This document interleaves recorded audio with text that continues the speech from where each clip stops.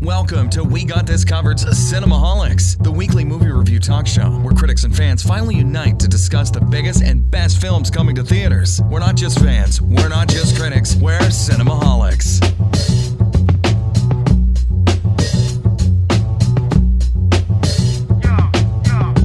Hello and welcome to Cinemaholics, the official movie podcast of WeGotThisCovered.com. I am your host, Will Ashton, and I am taking over for John Negroni, who is out of town this weekend. I am from the internet, Pennsylvania, and joining me for this episode is not Maverick, unfortunately. He is also out of town for this episode. I don't know where he is, but thankfully we got from the internet, California, my good co-host from It Ain't Ogre to It's Ogre, and an all-around swell guy. Please give a warm welcome to Matt Serafini. Hi, Matt. Oh, hey, Will. That's a sweet intro. Thank you for having me. I'm excited to be here. Yeah, I mean, we've had you on for a last call, technically. I actually thought when we were recording it was going to be a main episode, but it ended up being a last call. We talked about downsizing and Bright that time, but yeah, now I'm starting to worry that I'm getting, typecast into bad movies, but, Hey, I mean, at least we're getting you on the show, right? Yeah, happy to be here. Very happy to be here. All right. And joining us for this episode is our other chair on Eight Ogre to Its Ogre, our third chair. And as well, he's also a writer on Movie Boozer. Give it up for Christopher Sheridan from the Internet Colorado. I apologize. Hello. I am so happy to be on here. I'm very pleased to join you guys today. Sounds good. Yeah, I'm excited to have you both on. I'm glad we could officially take over Cinemaholics in our own way. And I pitched to John and Maverick the idea of them doing an episode of It Ain't Ogre to Its Ogre, but they were not receptive to watching The Cat in the Hat. They must not have seen it yet then. Yeah. It only takes once. It's a great movie. All right. I go on the record saying that. Yeah. So, all right. So this week's episode is going to be about the Happytime Murders. If you don't know, that's the new Brian Henson movie, the son of Jim Henson. And that's a film that's gotten quite a bit of a contentious response. It's safe to say from critics and fans alike, but we'll talk about that in a bit. First, we're going to talk about some off topics. So, I guess we should just start by saying that technically this is our 100th episode. That's not really counting the main Cinemaholic episodes. That's also counting the last calls and our spinoff. Anyway, that's all we got. And so, yeah, I mean, technically this is our 100th episode. How do you guys feel about that? That makes it even more exciting to be here. Yeah, yes. It's a milestone. And because I've listened to at least all the main episodes. I haven't done all the last calls. You're a devoted listener of the podcast, and I'm a fan. I'm a straight up fan. And we're happy to actually have you on the episode for that reason, among others. And also, I'm just going to promote, we have a Q&A episode coming up.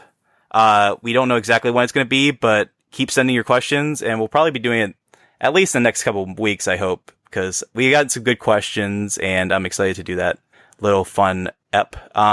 Chris and Matt, do you have any questions you want to throw into the hat? I may have to return to that. I may have to submit some myself. Okay. Yes, same. All right. Fair enough. And also I have a couple corrections on John's behalf to make for this episode. For one, I believe he said that Regina Hall was in Proud Mary. That is not the case. I don't know who exactly he was referring to, but I believe he was thinking of Taraji P. Henson. So, that was a goof on his end.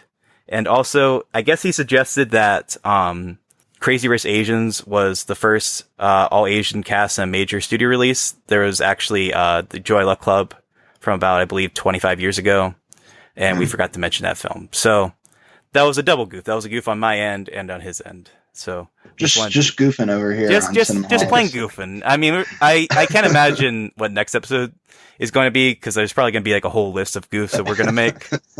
Oh yeah, that's a good point. Yeah, so. Hopefully we don't goof too much, but you've been warned if that's the case.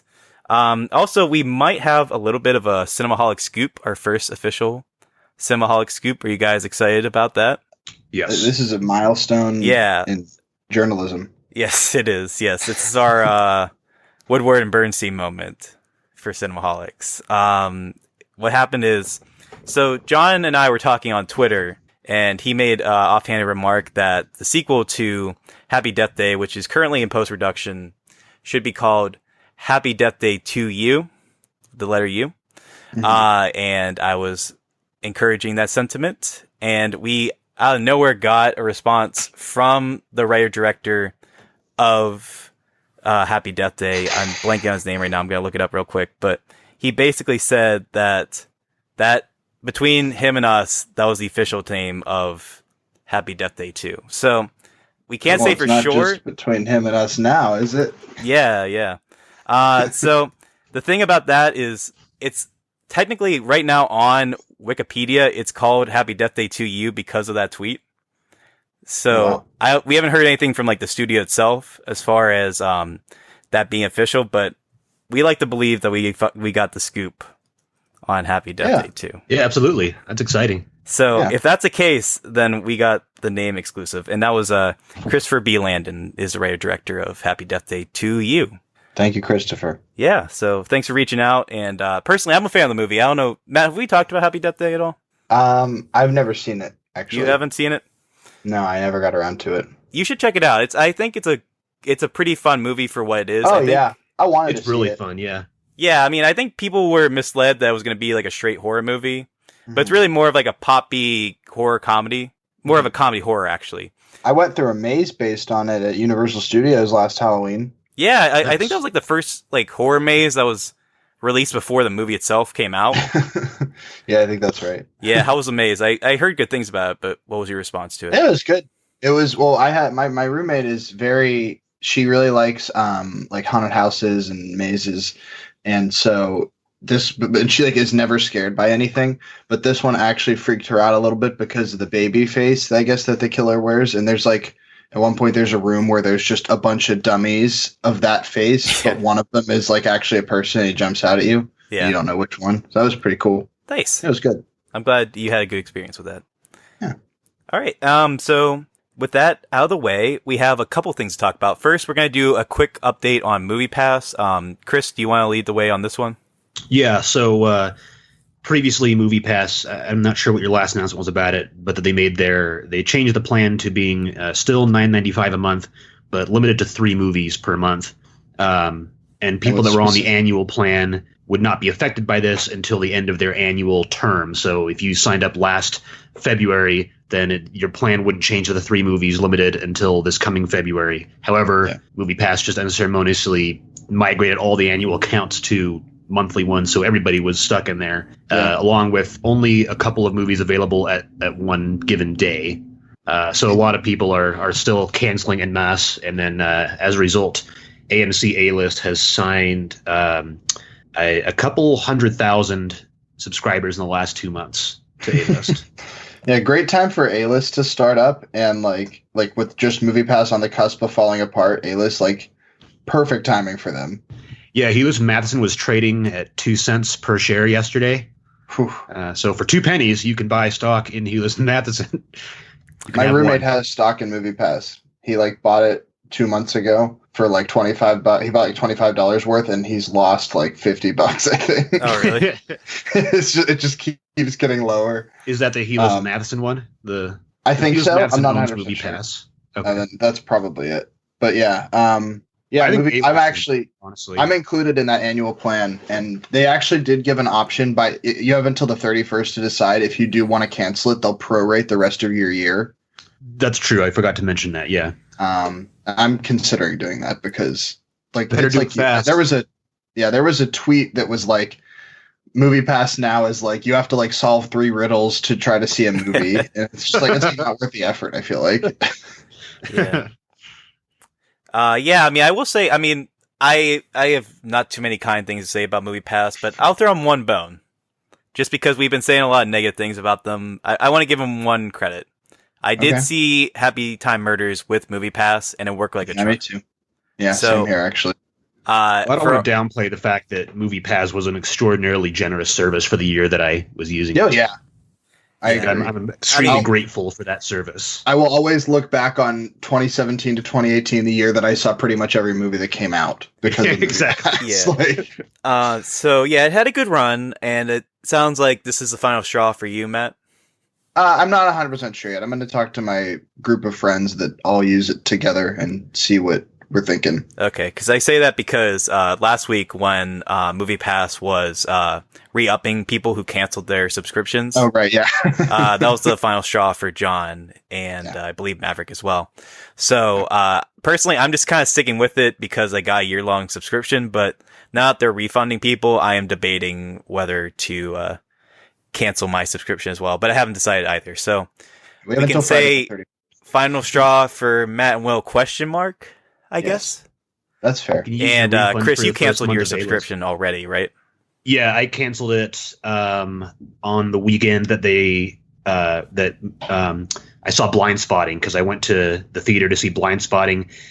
Blind Spotting was not available at all on the MoviePass app, and Leave No Trace was locked out as a premium showing. It's like, well, they're definitely not putting Leave No Trace in Dolby, so obviously MoviePass is intentionally locking out movies, and that communication gaffe was the final straw for me. Yeah, because they didn't announce they were going to start doing that. Yeah, just people would show up to Mission Impossible or whatever and find out that they weren't able to see it. That's actually what happened to me with Teen Titans Go, which was until I saw Happytime. That was the last time I tried to use my MoviePass. I showed up and just their server was down. That was the day they forgot to pay for whatever they ran. Oh yeah, they lost so $5 million or something. They had to get from other people. Yeah, and I was just like, well, you guys didn't put out an announcement or an email or anything. I'm at the theater now, and so Did they even do a social media thing? Hey, they didn't do anything. Right, nothing. Yeah. I mean, after the fact, they sent out an email saying, we're excited to announce changes to our plan to continue bringing you good value. Yeah, they didn't even apologize, if I remember correctly. Yeah, it's a shame because, like we said, good service, but they just not have their crap in order. So I just want them to do tiers. Just do $30 a month. Yeah, we were talking about this off the air. It just they're so. You can do it so easily. Stop just making it one plan. Right. To explain what you're referring to, Matt, we were debating last week when we were actually meeting in person whether they should just do a 10-year plan if you see 1 to 3 films, a 20-year or $20 tier where you could get I was gonna say 10-year plan. Yeah, sorry. That's a commitment. Yeah. A 20-year tier or $20 tier for 1 month you could get I guess what would that be 6 to 8 movies I guess or 3 6 to 9 6 to 9 movies 10. And then 30 would be unlimited. I think that would be a smarter execution than what they're doing right now, but unfortunately they're out of it at this point. I think it's safe to say that they're barely holding on. I think eventually they're going to go to a straight just indie film thing because that's all it's mostly what's available on the app anyway. So no movies that are over 1,500 theaters, and then that would encourage to drive traffic to the smaller ones or something like that. Yeah. So kind of moving on from MoviePass, we were also going to talk briefly about Danny Boyle leaving Bond 25. We went a little longer on MoviePass than I anticipated, but Chris, do you have any thoughts you wanted to say about that? I'm disappointed, but I'm not surprised. I think EON has shown in the past that they're very domineering over their property, and so bringing in a voice as fresh as Boyle, along with his own screenwriter, was something that was doomed to not happen. Yeah, I mean, that's basically it, I feel like. I mean, it was kind of crazy that Danny Boyle was involved at any point, just because Danny Boyle, even though he is one of our more iconic working British filmmakers right now, his style is so specific and irreverent to what you would expect from a Bond film, and that was what kind of made it kind of exciting. But like you said, it's not really super surprising, only because it was expected that they wouldn't really agree on exactly what to do. And it seems like the producers just want to get this movie over with because Daniel Craig is clearly done with playing James Bond at this point. And my personal suggestion, I heard this on Twitter, I believe from Jacob Hall from Slash Film. He suggested that they should just bring back Martin Campbell, who made Casino Royale and GoldenEye. And even though his track record is shoddy at best when it comes to other movies outside of the Bond series besides The Mask of Zorro, John Negrone's favorite movie, I think he would be good to just kind of bring some closure to the Bond series that they had with Daniel Craig and just kind of tie up the storylines that were introduced in Casino Royale and Quantum of Solace, and I think that would be the best way to go until they get their new actor, which may or may not be Idris Elba. I think he confirmed that he's not going to be Bond. Oh, he did? Yeah. Interesting. Yeah, I mean, it was hard to tell because, like, they've been saying that for a couple years now about whether or not Idris Elba would be involved in the Bond series, and I did not hear that he officially turned it down or that he confirmed that wasn't happening. So that's interesting. I don't know who will take over the mantle for Daniel Craig when he finally leaves, but I think there's a ton of possibilities, and I think it would be fun to see what becomes of the series. So wouldn't it be I would awful just say, if they did like Tom Holland as a young Bond?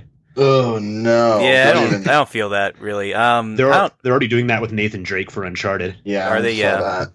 I just think, I mean, honestly, I think this is a good opportunity to either have, a woman or a person of color in the series. I think we've had, straight white men play Bond for like 50 years now. I think it's, it's time for a change. I would rather see something different if we have this opportunity to do something different, but I don't know. I'm curious to see who they're going to pick as Daniel Craig's replacement. Cause I don't know. I've heard some people be like, oh, it's just this end Bond. And it's like, that's not going to happen. Like they're going to keep that gravy train rolling. That's like basically all MGM has at this point.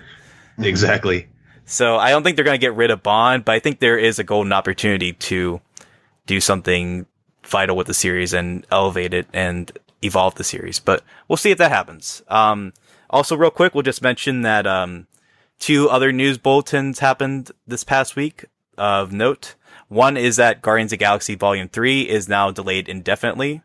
And Big surprise there. Yeah, no surprise there. And also, The Big Bang Theory is ending after 12 seasons.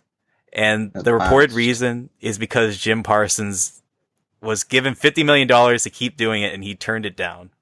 Which, I mean, I don't have a lot to say about that, but I just think it's really funny. The only funny thing I've ever seen... I have a little more respect for Jim Parsons now. What was that? I have a little more respect for Jim Parsons now. Yeah, I mean, honestly. like, from his point of view, like, he's probably way loaded, right? Oh, yeah. And, like, 50 million isn't that much to him at this point.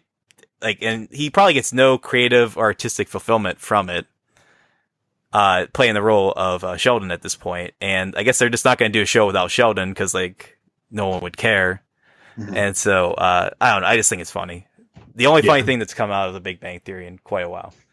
So, yeah, that's it for off topics. Let's dive into our main review for the Happytime Murders. Now, like I was saying at the top of the episode, this is a wide release from STX Entertainment, who is sort of up and coming, I guess. Like they're not quite as well known as the other studios, but they tend to take a little more riskier options, I guess, as far as what they release and distribute. And this is a film that's been way in the works for a while. I believe it was first introduced like 2008, 2009, maybe 2010 at the latest was when they first announced. It was 08. Yeah, I mean, it was like, 10 years ago now. And this project is one, honestly, I mean, when it was first announced, I was really excited for it. I was like, this sounds kind of cool. It's going to be like... Yeah, the concept art's so good. Yeah, it's some great storyboards and stuff there. It's really well done. It could have been really fun to do basically what is Who Framed Roger Rabbit with Muppets or puppets. Or I guess are they technically Muppets? Because it's a Jim Henson. No, they're not Muppets. Okay, but I guess I should explain that this is made through Henson Alternative, through director Brian Henson, who is the son, obviously, of Jim Henson. So, like, it's technically a Henson production, but, like, not really. It's not like Henson in the sense of the Muppets. But, so they're not technically Muppets. Is that what you're saying? The Jim Henson company doesn't even own the Muppets anymore. They're Disney. Right, but I just didn't know what the technicalities are for what defines a Muppet and a puppet. Nothing that the Jim Henson company makes anymore is Muppet. Okay, fair enough. Unless they're doing it with Disney. Yeah, so, I mean, I should say that this movie, it's a screenplay by Todd Berger, who made It's a Disaster, which is actually a pretty underrated little movie, based on a story that he came up with D. Austin Roberts.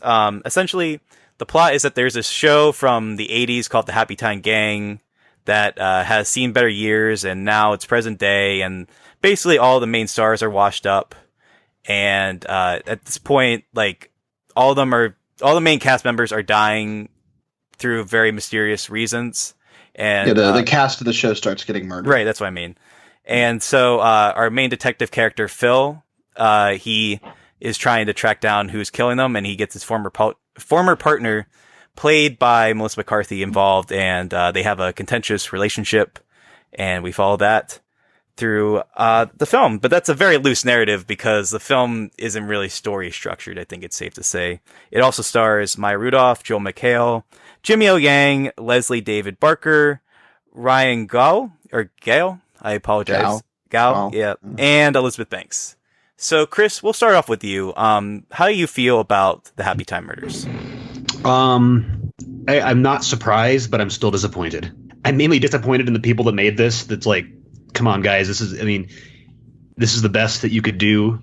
You mentioned that back in '08, this was first mentioned, and back then it was supposed to be like this noir with puppets and, kind of like this kind of hard-boiled detective mystery. And now it's just a raunchy comedy. It's like, they saw Team America and wanted to do that. And my biggest problem is that the puppets swearing and drinking and doing drugs and stuff is the only joke the movie has. There's no other nuance to that joke. It's just like, haha, isn't that hilarious that these children's characters are so gross and swearing? Yeah, like there's a lot of stuff in there that like I thought they were going to do and they didn't do, and stuff that they did do that didn't really make any sense. It's I don't know if we're doing spoilers or anything. No spoilers, but we can do a spoiler section if you wish to. Okay. There's some things that didn't make sense to me. Some of it's spoiler ish, but yeah. I'm just trying to find my words with this movie. It's really kind of astonishing. I think the biggest thing for me is that the puppeteering work is actually really strong. It's kind of immersive. Good. Like my brain never screamed fake when I watched Phil Phillips walking around. And when Will loves when they show puppet legs. Yeah, I guess they should explain that. I have a real big pet peeve. I don't know if it's a pet peeve. I just find it very unnerving when they show the full body of puppets. It's unnatural and it's wrong. And I don't like it. I don't like it. It is weird, especially when the legs seem like they're filled out and not just pieces of felt. But I thought the puppeteering work was really strong. Everything just looked good in the movie. It's technically very well put together. Just the script and the direction are not there. Yeah, I basically agree with you. And I'll say that I just find it really weird that this movie thinks it's so novel to have swearing puppets when we have like Peter Jackson's Meet the Feebles is the one that comes to mind for me. I think that to me is like one of the landmarks of like filthy puppet movies. If you want to know, if you have no idea about Peter Jackson's early work, please check them out because they are out there, and Devil May Care, and I just think they're delightful. But Meet the Feebles is basically like the Muppet Show if John Waters directed it. I think that's the best way I can describe it. It's a really dirty, filthy movie, but it seems to own up to that in a way that I don't think the Happytime Murders does. Like, the Happytime Murders, everything about it is, like, so crystal and clear, like, as far as the visual presentation is, that, like, the adult, like, stuff just feels more jarring, because it's, like, doesn't really, like, the world itself doesn't feel super defined. But right. I'll talk about that a little more in a bit. There's also, obviously, Avenue Q, Hand of God, like you said, Team America, Crank Yankers, Alligator Boots was, like, a pilot that, was pretty famous from Comedy Central with Kanye West involved. there's tons of examples you can come up with, like, where R-rated puppets are the center of the joke. And it's just like, what makes them think that in 2018 that this is such a novel concept? It's very odd to me. But Matt, let us know how you feel about the Happytime Murders. Well, I think Will and I are in a similar boat, and Chris as well. I was so disappointed by this. I mean, but I have to say what Will pointed out, because we talked a little bit right after seeing it, and it wasn't like a complete disappointment because we saw the trailer. Like, if we hadn't seen the trailer, like if we had just purely seen the concept art years ago, right, and then it was like, oh, we're finally going to see this movie, and you go in the theater and you see this, I would have been like devastated. Right, that would have been terrible. But I kind of knew that it was not going to be that good. But even still, it was disappointing. I found it profoundly unfunny. I'm going to disagree with Chris a little. Well, I do think the puppetry was all really good, but I thought the movie was shot really poorly. Like, it looked like a TV movie. The direction was not good. Yeah. And I thought that all of the human actors in this movie gave bad performances, with the exception of Stanley from The Office, who gave a passable one. Yeah, I don't know. It was just a huge shame. You can like vaguely see the good movie in here, especially like towards the beginning. You're like, oh, I can see how this could be good, like with a few rewrites, but it's buried pretty deep in there. I think Melissa McCarthy was pretty miscast as the lead. I think that they could have done better. I like Melissa McCarthy, but I just think she was miscast here. I want to disagree with you a little bit on Melissa McCarthy. I think Sure. her character was very poor, but I think Melissa McCarthy's performance was fine. Like I thought actually her chemistry with Phil was That's fair. surprisingly strong. Yeah. Like she was convincing in that she was talking to a character and not just an item. Yeah, I'll agree with that. Yeah, sure. Yeah, actually, I agree with you on this one, Chris. I thought that I don't think she fit the character exactly. I don't know. I mean, we brought up Who Framed Roger Rabbit, and I think one thing that really stood out to me about that movie is that Bob Hopkins in that film. One reason why I think his performance is so brilliant is that he is just like basically a noir character that is in a world with animated characters just moving around. Like he's a straight man. He's the one that kind of just plays it straight. Exactly. Right. He plays it straight, but he doesn't half-ass it or anything. It's a generally really good performance, and it helps you buy into the believability of the world. But Melissa McCarthy is very like sarcastic and like kind of like joking around to the point where that kind of dispels your belief a little bit. That's how I felt, at least. Like her performance was like kind of self-aware to the point where it felt like it was distracting. Mm-hmm. Did you guys feel that way about her performance? Yeah, a little bit. Yeah. And I think she's good. I think she's actually a really talented actress. I just think her projects are just not great. And she has a movie coming up this fall called Can You Forgive Me? I believe it's called, or Can You Ever Forgive Me? That looks really good. And I think that's going to be a good showcase for her dramatic chops, at least. And I think she needs that, because I will say she did some uncredited rewrites on this film apparently, so she is involved in some point. She's a producer on it as well. Okay. And it does feel like a Melissa McCarthy movie in some ways, but overall I agree. I think my main criticism with the movie is not so much the script, which I think I agree with you, Matt. Like, I think if they had reworked the script a little bit more and kind of changed some things, like I find it weird that it's been reworked too much. I think maybe that's the other option. I was gonna say it's weird that you're on this episode because the last episode that you were on was Bright, right? And weirdly, this movie is more and overbaked. Yeah, it's more Bright than Who Framed Roger Rabbit in the sense that they use puppets as like an allegory for like immigrants and racial discrimination, which I just think that's a bad choice to make all around. Like, I just think that was poorly conceived. Well, especially my roommate made a good point, which is that they directly compare the puppets to like African American like minorities and stuff, and then there's a death that involves a dog without spoiling it really, and it's like kind of in poor taste. Like, if they hadn't done the comparison, I think that joke would have worked a lot better. Yeah, I felt that way too. It comes off as kind of tone deaf. Yeah, I mean his color. Yeah, everything about that. Yeah, like it just seemed like a very wrong-headed choice. Like, I think that definitely sounds like a decision that would have been made like when we were not like so culturally woke, I guess. Like, sure. That's the whole thing. Like, this movie feels like it comes from like 2005. Like, this feels like it was written in 2005. It was like conceived in 2005 when like Crank Yankers was on the air and stuff, and that they couldn't have gotten away with this. Maybe, I don't know. I mean, it's hard to know what the response would have been earlier, but I feel like, especially now in 2018, this movie just feels like, why are we doing this now? Like, why are you taking this approach with it in the first place? But especially now, it just seems very wrong-headed. But I was going to say, I do think the general concept of the film could have worked with like some strong rewrites. And I think some of the jokes work on paper, but I think the biggest hindrance to the film is Brian Henson's direction. And this is his first movie, I want to say, in like over 20 years. I believe his last one was Muppets Treasure Island. Is that correct, Matt?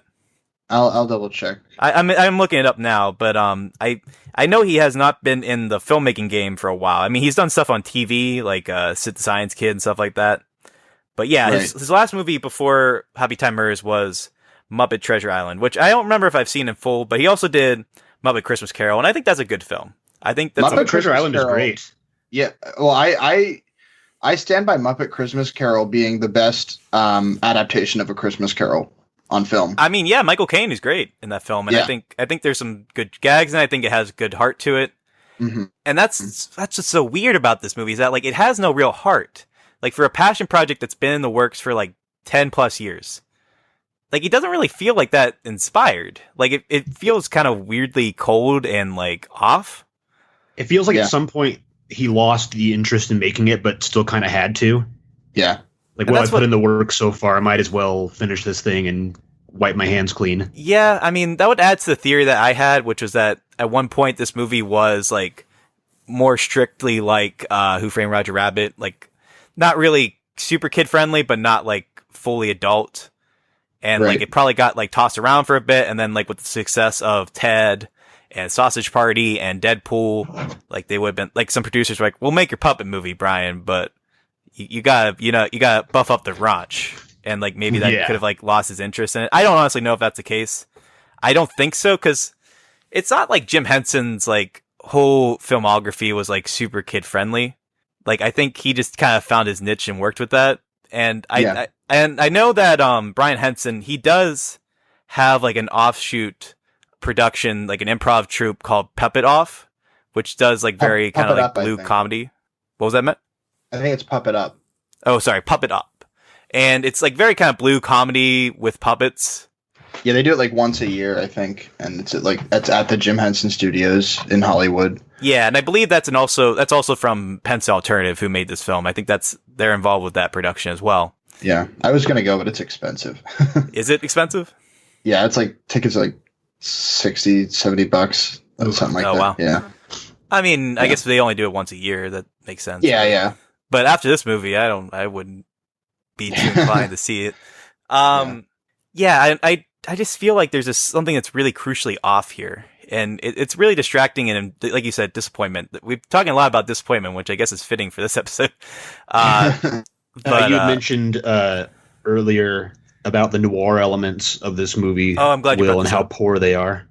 Yeah, the whole thing takes place during the day. Not that noir is not allowed to take place during the day, because I stand by that noir can take place anywhere. I'm just like, I thought that was a wrong choice here, because in my opinion, what they should have done would be have it all like set at night and have the puppets be the bright thing that contrasts the night. Right. You know, that would have made more sense. I agree completely. I think that's probably my biggest complaint with this whole movie, is that like as a noir film, it's terrible. Like not even just like taking out the comedy stuff, like the noir elements of the movie are just terrible. Like it's way overlit. Obvious. Like the story is like super, like you can tell immediately who the person involved is. Mm-hmm. Yeah. Like it's not a compelling noir story. Like it's very cliched, very hackney. And I guess that could have been okay if the jokes were better, but like just looking at it as a noir film, it's terrible. Like I'm not even talking about the comedy, just as a noir story, it's bad. And I find it so fascinating because like Who Framed Roger Rabbit, like in addition to being like a good comedy and having, fantastic game-changing, groundbreaking animation, like it's just a great noir film. Yeah, like it's rewatching it. Rewatching it this weekend, it's just so clear that movie is basically perfect. I think it has some flaws, but it's pretty close to perfect. And it's amazing that movie is as good as it is. And I think I appreciate it more after watching Happytime Murders. But yeah, I can't imagine how they spent so much time on this and like this, have the story be so basic in the noir elements. Cause that seemed like the biggest oversight of all to me, is just that it's such a terrible noir film. Yeah. Absolutely. I did have a couple more little notes, which was the soundtrack is really weird and unfitting and likely expensive. Like there's a lot of popular music in this that it's like we need a pop song for this. Let's just throw one in here. And I thought the movie was also really padded. Like it's only about 90 minutes long, and there are so many like jokes and scenes that just go on for way too long that it's just like you can move on. I mean, even the logos at the beginning. Did you guys notice the logos seem to just hang on screen a little too long? Yeah, I did. Yeah, it was weird. So it wasn't just me. No. It kind of reminded me of that Family Guy bit.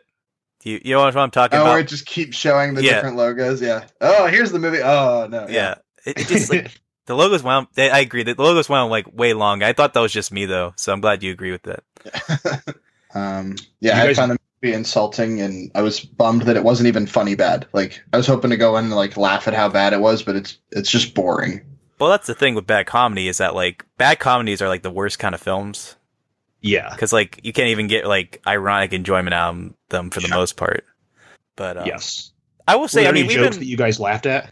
I was just gonna say, I mean, there are a couple. I want to say I don't hate the movie. Like I don't like it, and I think it's a bad film for a variety of reasons. but I don't completely hate it because I think, like we were saying, the trailer was so like mind-numbingly terrible, and like the ad marketing for this movie was like so depressing that I think there were 2 or 3 gags in here that made me chuckle. And I think the biggest one that actually got a chuckle out of me was the character design for the inbred children. Yeah, that was funny. I mean, like it's a wrong-headed choice, or it's a cruel joke, but I just think the character design for that was just really funny. I'm sorry. But of course, they ran that joke straight into the ground after the fact. Like, I think the visual was enough, and then they had to make a minute-long joke about how they couldn't. We gotta call Child Protective Service. Yeah, like. Oh, are you talking about like where they're like yelling at each other from across the room? And they can't hear each other? Yeah, that was bad. Like the improv in this movie is really bad.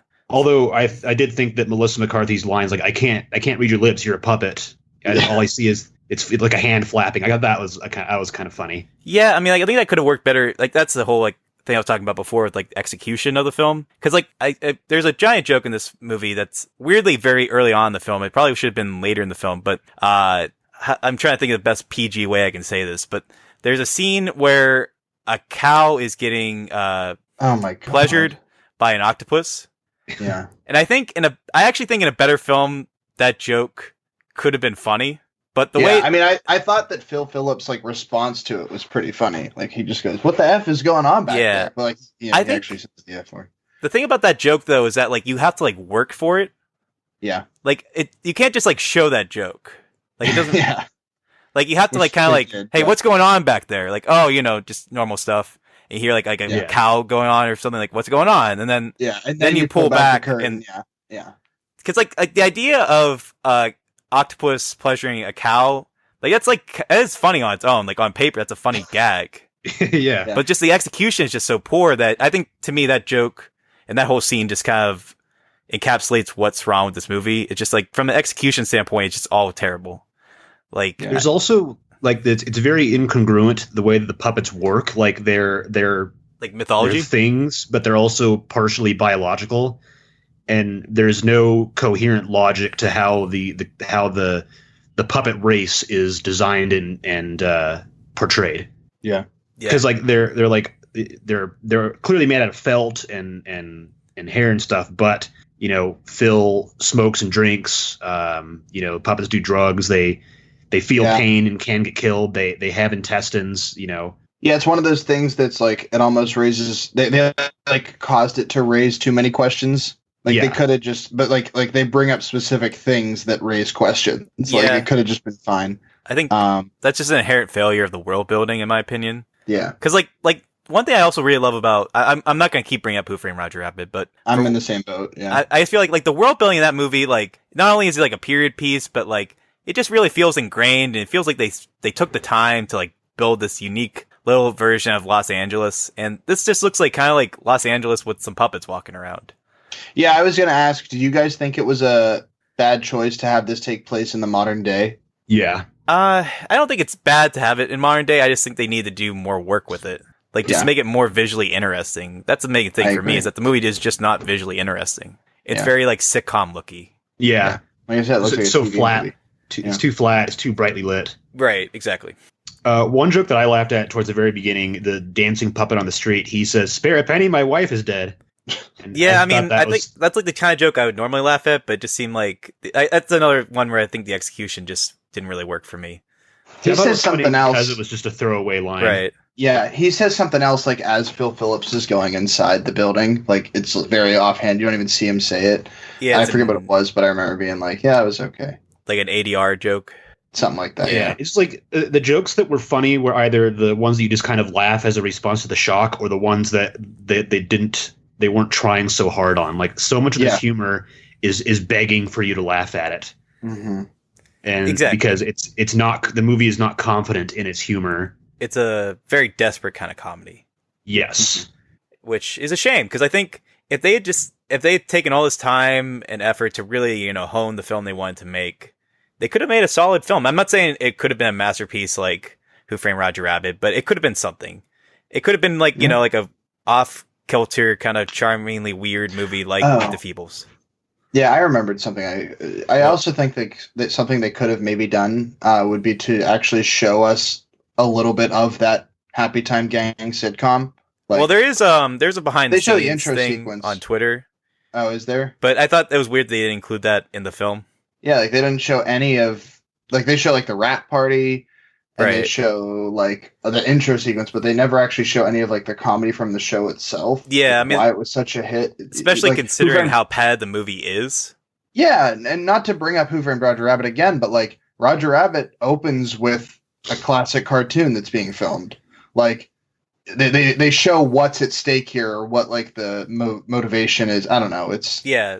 No, I agree. I mean, I just think it's weird because like the thing I'm talking about, it's kind of like a Where Are They Now parody. oh okay. So it's like sit down interviews and stuff, and it goes on for a while. But like considering how padded out the movie is, I don't think it would have lost anything by having those 8 minutes in the film, like Sure. as a lead into this world and whatnot. Mhm. Yeah, maybe cut down some of the jokes like the silly string one from the trailer Yeah, on for 10 minutes. That did not need to go on for as long as it did. It was That's- horrible. that's a classic Everything example. about that was terrible. I'm sorry, what was that, Chris?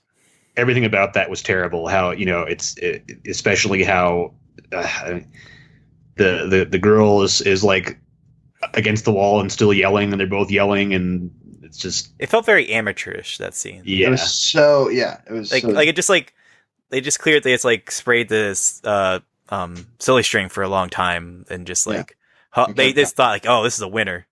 Like we really Yeah. got it. I do have a question whether or not we're allowed to talk about the credits, like what they do during the credits, Like because I had a the, thought about that. behind the scenes stuff. Yeah. Is that considered spoiler? No, we can talk Or- about that. I think we Okay. should be okay. What do you want to bring up? I didn't like that. Oh yeah. I mean, maybe this is just me, but I didn't like because like one of the things I always like about like the Muppets is that they don't usually show that stuff. Like if you want to see it, you can seek it out, but they don't put it out there necessarily. And I don't like it just being in your face. Like, look, here's how they did everything. I think it kind of takes away some of the magic, but that might just be me. I don't know. I kind of disagree because I mean, for me personally, I thought it was like, for one, it was at least something. Yeah. Like after like 80, 90 minutes of just like That's banal true. jokes, Yeah. like it was at least kind of cool to figure out how they made the film, like how Yeah. they do puppeteering and stuff. Because I'm not really privy to that stuff. Sure. And I agree. Like I think that would have been a bigger problem if they did that for like Muppets Most Wanted, where it's like a kids Sure. film and like you need to Yeah. dispel that illusion. But considering that the audience that's should fair. be 17 and up, it's not like Yeah. we really believe that these puppets are real and active. I think that Right. was okay. It was an okay choice. I liked seeing how they did it, but I also respect what you said, Matt, that it's kind of, if you don't want to know how it is, it's kind of unpleasant to have it shoved in your face. Yeah. It's like, well, I guess that's my version of seeing their feet. Okay, fair enough. Like it's breaking the illusion for sure. Yeah. But I Like when they do that for stop motion movies, for whatever reason, it doesn't bother me. Like I think they did it at the end of Box Trolls, right. Yeah. but in this case, I don't know for whatever reason, I was just like, come on.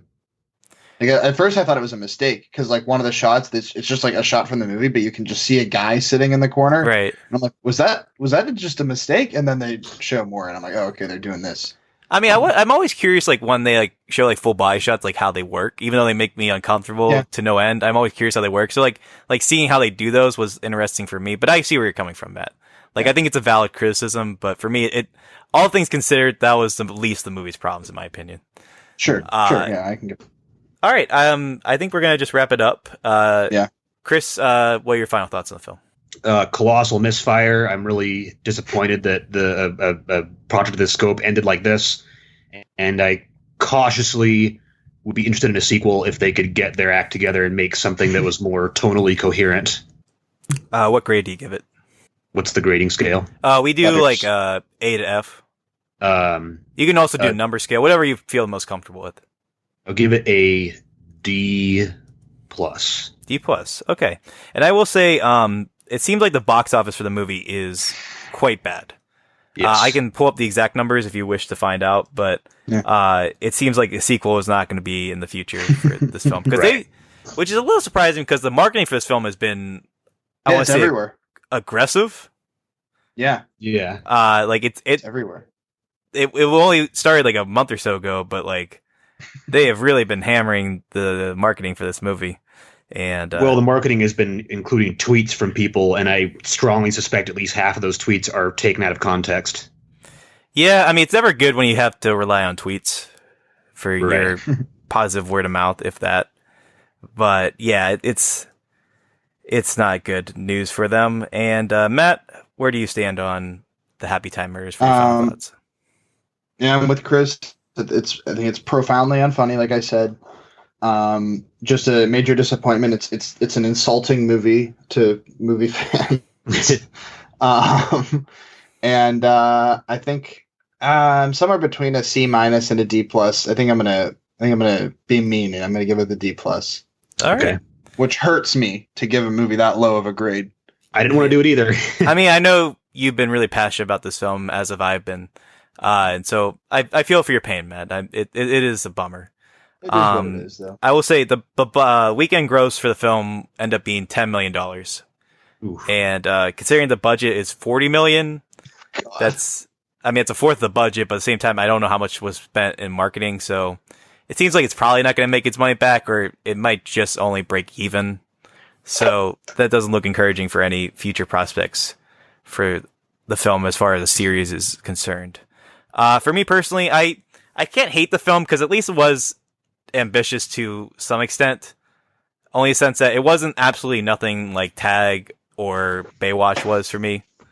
Like Yeah, I at felt like least I there got was a couple. effort in the puppetry and Yeah, I mean, even though this idea has been done before, and even though like puppet swearing isn't unique, you don't see it like every day at the cinema.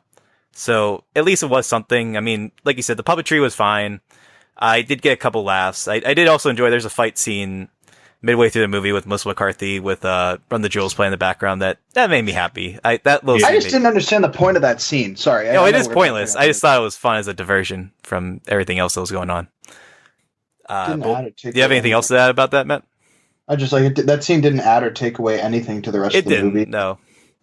But yeah, overall, like I said, couple laughs, and I got a little bit out of it, but overall, I was pretty disappointed by the film. I thought it could have been so much more, and especially after all this time and effort. Like I said, I mean, it's not the end of the world. Like it's a movie that has a couple of things for it, which, in my opinion, puts it above Tag and Baywatch and movies that generally I found to be just complete waste of time. I didn't consider this movie a waste of time. I just found it to be, like Chris was saying, a colossal disappointment. It could have been so much more than it was, and ultimately, it made me wish for other projects that have or similar, but ultimately better what this movie was accomplishing. So I give it a C-. I'm not quite in the D+ territory, but overall, I think this movie could have been so much more.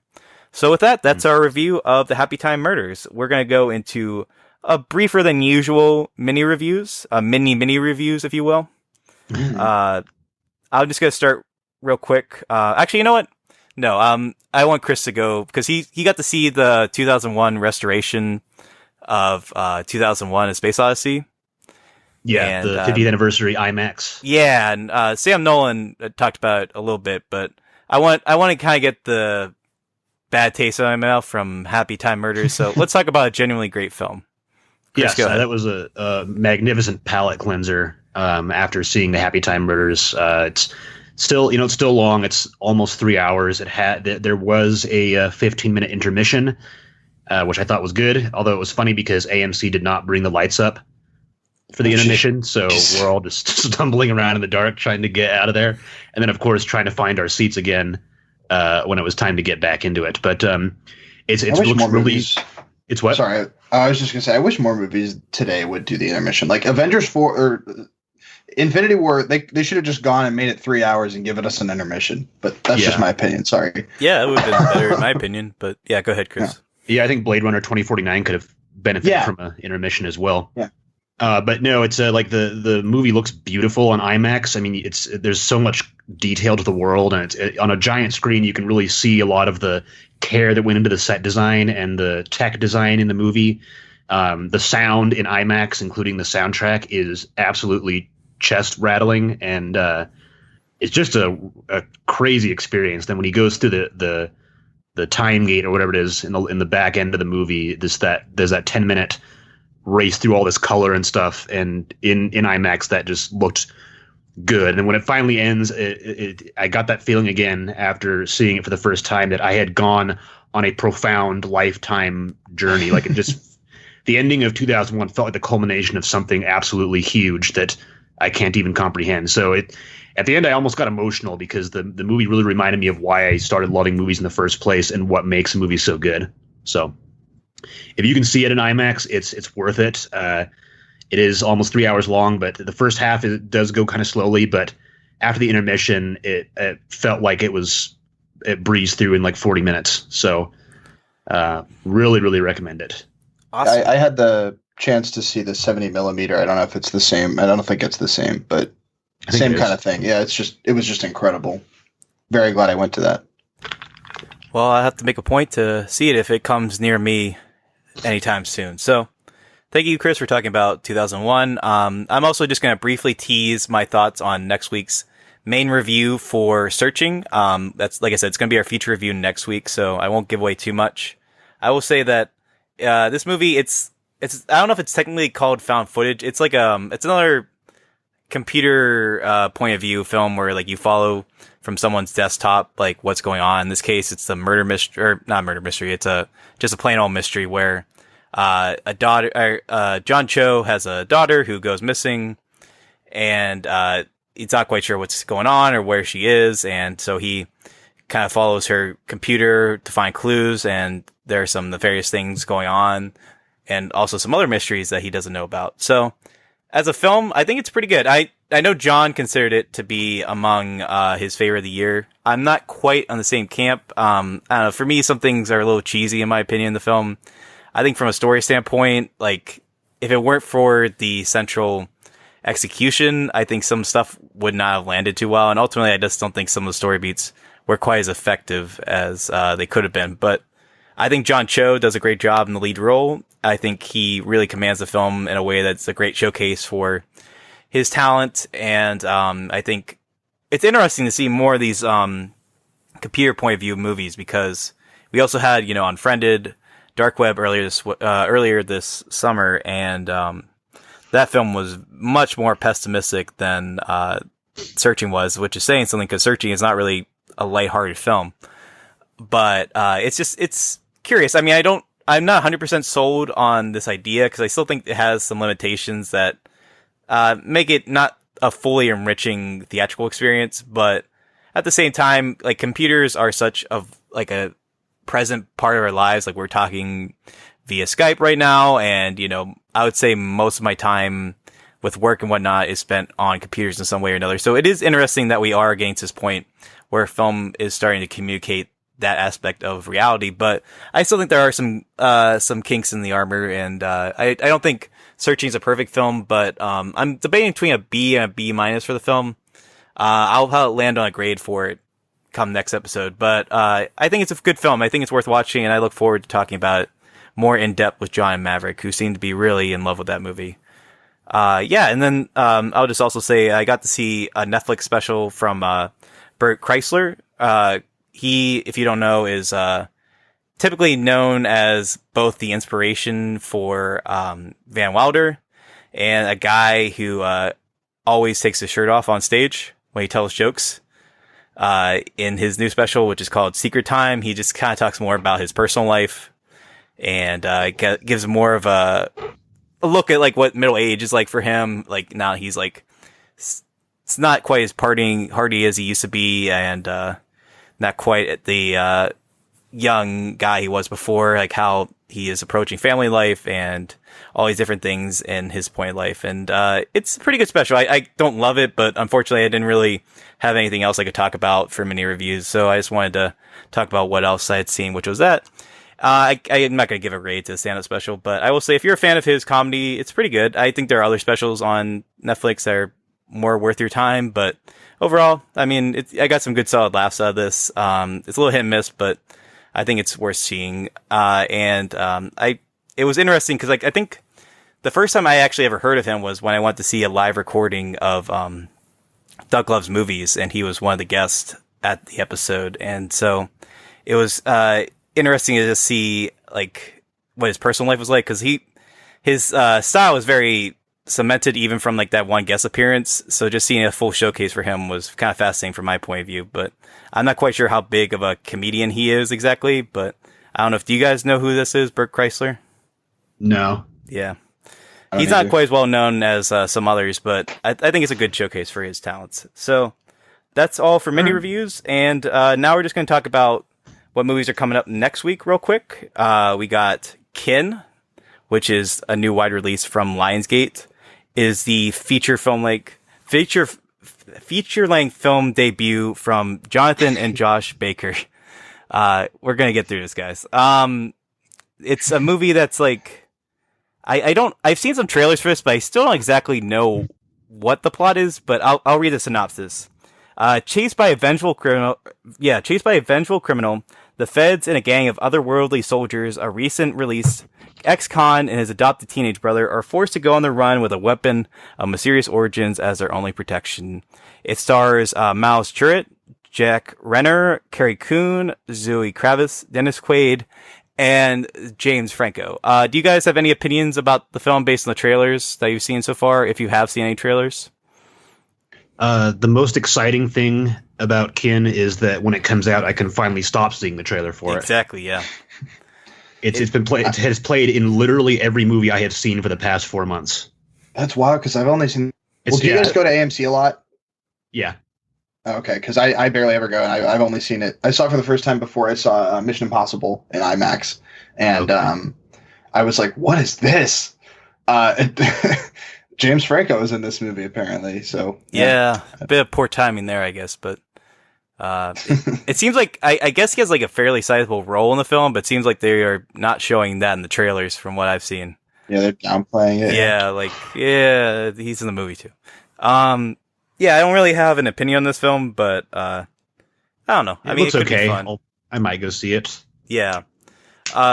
Also, like we said earlier, I should mention that Searching is coming out in a wide release next week. So if you want to check out the film, that's where you can see it. There's also Operation Finale, which is another wide release from MGM, who we were talking about earlier. This is the new film from Chris Weiss, who is the director of A Better Life, The Twilight Saga, New Moon, and The Golden Compass. And he also co-directed with his brother About a Boy, Down to Earth, and American Pie 1. So he has quite a varied career. And this film is another departure, I guess, because it's about a team of secret agents set out to track down the Nazi officer who masterminded the Holocaust. So it could be kind of like a Valkyrie-esque thriller. In some ways, it's another period piece. It has Oscar Isaac, Ben Kingsley, Melanie Lennert. I don't think I pronounced her name right, and I apologize for that. Lyra Raz, Joe Alwyn, who is the titular Billy Lynn from Billy Lynn's Long Halftime Walk. And Nick Kroll in a rare dramatic turn. So, do you guys have any feelings or opinions on this movie so far? I think it looks good. Yeah, I don't know. It looks okay. I don't really have any opinions about it, but Yeah, I'm not the biggest fan of Chris Weitz, but I do like almost everybody who's in this movie, so yeah, I seeing mean, it. I think what's surprising for me is that, like, this is his first directorial movie since A Better Life, which actually got a pretty good response, and it garnered an Oscar nomination too. So I'm kind of surprised that it took so long to make another film. And I don't know. I think the trailer looks fine. I'm not really sold on it exactly, but I mean, it could be pretty good. So that's coming out next week. This next film is actually one I have seen, but I'm not allowed to talk about because I am pretty strictly embargoed. It's The Little Stranger, which is a new film from Focus Features. It's directed by Lenny Aberson, who people probably know best for Frank and Room. Not The Room, the Brie Larson one, which is where he was nominated for Best Director. And this is his follow-up to Room. It's based on a book by Sarah Walters that came out in 2009. It's a gothic novel. And the general plot synopsis is that a doctor is called to visit a crumbling manor where some strange things begin to occur. It stars Domhnall Gleeson, Ruth Wilson, Will Poulter, Josh Dillon, and Charlotte Rampling, who is always a delight to see on screen. I always like seeing Charlotte Rampling in a movie. I'm just going to let you guys know, though, that the marketing for this movie is very misleading. They're making it look like it's like a kind of gothic horror movie. It's just a straightforward like period drama with some creepy elements in it. Like it's going to be one of those movies where it's Crimson Peak all over again. I guess it's gonna be like one of those movies where like, I do think Crimson Peak had like some horror elements to it. Like this is just a straight up period drama. Like there's like maybe one horror-esque scene in the movie, and anything that's like horror-esque is literally in the trailer. So like I imagine there's gonna be like a lot of like wide audience people who are just gonna be like mad that they were missold on the movie. But I can't talk about the quality of the film right now. I just wanted to let everyone know that if you're expecting this to be a horror movie, don't expect that. It still looks good. I'm a huge Domhnall Gleeson fan. Yeah, I mean, I hope you check it out. Like I said, I can't talk about the quality of the film, but it's certainly one that's going to garner a conversation, if at the very least people being mad that they got sold on the wrong film. But okay, yeah. So the next film is, or our last film actually, is Bloodfest, which we actually had a little bit of confusion about before we recorded, and we'll explain why. It's a limited release from Cinedigm Entertainment, and it's the sophomore film from director Owen Egerton, who is previously the filmmaker behind 2015's Follow. I'm not quite familiar with that film, but that is his past work. And so the confusion here is that I guess there's a movie called Hellfest, and there's another film called Bloodfest. Yeah. And I guess they have kind of similar plots. The plot of this one is that fans flock to this like festival celebrating iconic horror movies, and they discover that the charismatic showman behind the event is actually fairly diabolical in his agenda. And then when the festival attendees start dying, there are three teenagers who are, fairly knowledgeable about the mechanics of horror movies. They're banded together and they battle the various madmen and monstrosities in order to survive. And it stars Zachary Levi, Jacob Batalon, who is Ned from Spider-Man Homecoming, as well as Robbie Kay, Barbara Dunkman, and Shayshel Gabriel.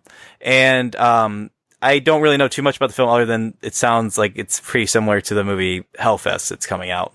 So I think it's going to be another, like you were saying, Matt, another this is the end and the world's end situation where people might be thinking it's one film but talking about another. Because Hellfest. What were the other two? The other two that year were Olympus Has Fallen and White House Down. Yeah, I mean, like there are other examples like Friends with Benefits and No Strings Attached. Yes. Deep Impact and Armageddon. But I mean, I don't know if the plots are actually that similar. It just sounds like they're similar enough that the fact they're coming out pretty close to one another might make it confusing. So yeah, because Hellfest I think it's a straight horror, and it's about some girls that are at an amusement park, and that's supposed to be really scary, and there is literally a serial killer there that's killing people. Yeah. Nice. So not quite sure what's going on there, but if you want to check out that film, it's playing in limited release next week. And with that, that's our episode, guys. Thanks again for joining us. Leave us a review on Apple Podcasts, iTunes, and Stitcher. You can also hang out with us on Twitter and Facebook, where we are trying to be pretty good about communicating with you guys. If you have any questions, feel free to send them that way. And of course, you can always email us at cinemaholicspodcast@gmail.com. All right. You guys, you have fun? Yeah. Yeah. This was great.